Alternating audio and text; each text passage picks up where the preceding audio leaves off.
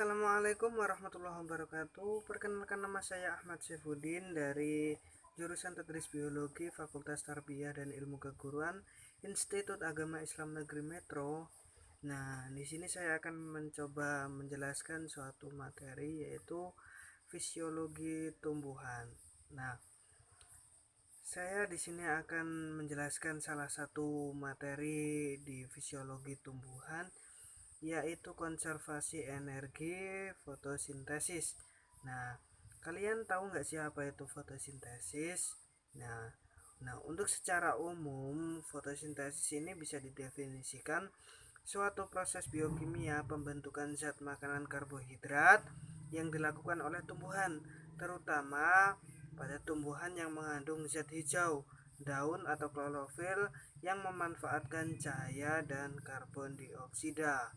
Nah, sedangkan untuk pengertian secara luas, fotosintesis ini merupakan dasar fundamental dari keberhasilan kompetitif pada tumbuhan hijau, dan organ utama pada fotosintesis pada tumbuhan tingkat tinggi adalah daun. Dari warna pastel yang lembut di awal musim semi hingga warna merah cemerlang dan jingga pada musim gugur, daun dedaunan jelas merupakan salah satu ciri dominan tanaman darat. Fungsi utama daun ini tidak lepas dari fotosintesis ya, pastinya. Nah, untuk menyerap cahaya secara efisien, tipikal daun menyajikan permukaan yang luas dengan sudut yang kira-kira sama dengan sinar matahari yang masuk.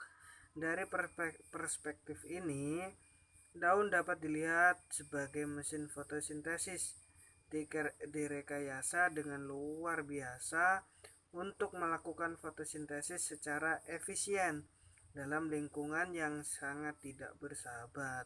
Nah, fotosintesis ini terjadi tidak hanya pada organisme eukariotik seperti tumbuhan hijau, alga hijau, dan lain-lain, tetapi fotosintesis ini juga pada tumbuhan atau organisme prokariotik seperti cyanobacteria dan kelompok bakteri-bakteri lainnya.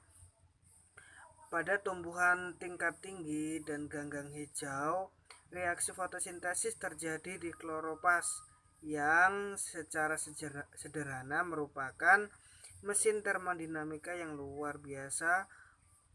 Nah, kloropas ini menjebak energi pancaran sinar matahari dan menyimpan dalam bentuk kimia yang stabil.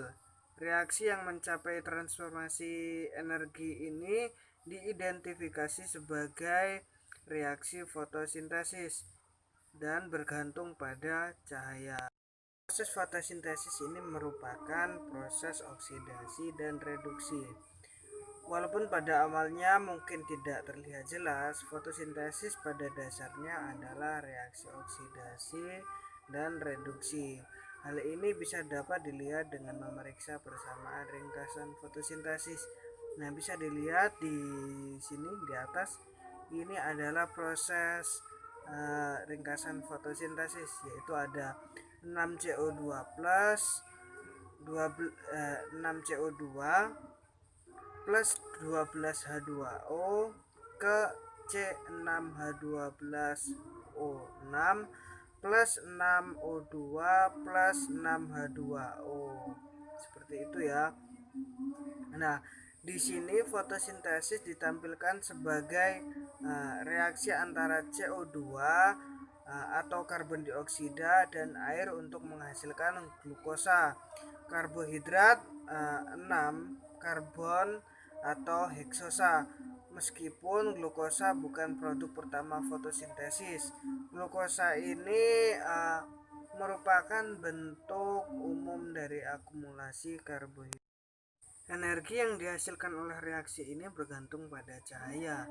Selanjutnya digunakan untuk mereduksi karbon dioksida organik menjadi karbon organik dalam bentuk gula. Karbon dan energi yang tersimpan dalam gula tersebut kemudian digunakan untuk membangun tatanan struktur yang membedakan organisme hidup dari lingkungan anorganiknya. Yaitu ada transformasi elektronik fotosintesis. Nah, fotosistem ini adalah komponen utama rantai angkutan elektronik fotosintesis. Nah, kunci rantai transfer elektronik fotosintesis adalah adanya dua kompleks pigmen protein besar multimolekul yang dikenal sebagai fotosistem. Nah, yang dikenal sebagai fotosistem 1 atau PSI. Nah, dan fotosistem 2 atau PSII. Itu saja yang dapat saya sampaikan, kurang lebihnya saya mohon maaf apabila ada tutur kata yang kurang berkenan. Saya mohon maaf yang sebesar-besarnya. Semoga bermanfaat dan selalu jaga kesehatan, tetap jalani aktivitas, tetap semangat, dan salam mahasiswa. Saya akhiri, wallahu muwaffiq ila aqwamit thoriq. Wassalamualaikum warahmatullahi wabarakatuh.